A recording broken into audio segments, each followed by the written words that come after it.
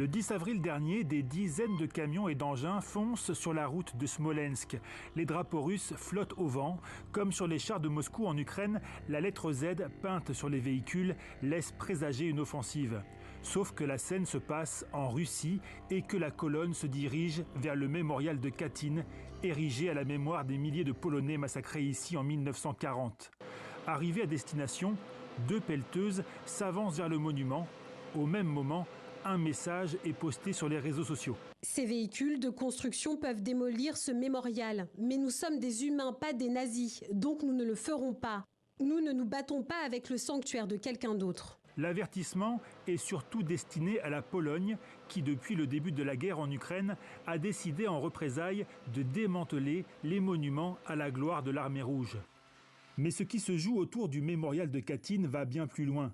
Ici, au début de la Seconde Guerre mondiale, 22 000 officiers, policiers et intellectuels polonais ont été exécutés d'une balle dans la nuque par les services spéciaux soviétiques en pleine période du pacte germano-soviétique.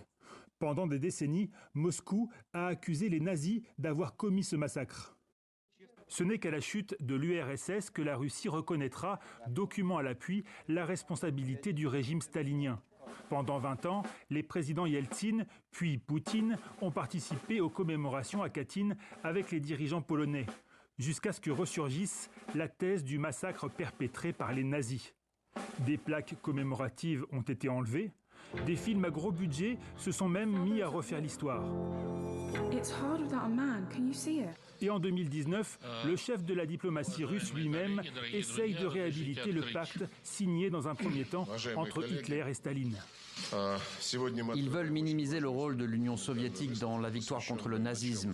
Ils essaient de blanchir les méchants, mettre au même niveau les victimes et les bourreaux, et de falsifier les résultats de cette victoire. Leur but est de dénigrer la Russie moderne, héritière de l'Union soviétique, mais aussi d'effacer leur lâcheté et leur compromission. Cette glorification du rôle de l'URSS au mépris des victimes, voilà contre quoi se battait Mémorial. L'ONG, qui recensait notamment les crimes du stalinisme, a été dissoute définitivement en décembre. Cet obstacle levé, Vladimir Poutine peut réécrire l'histoire de la Seconde Guerre mondiale comme bon lui semble.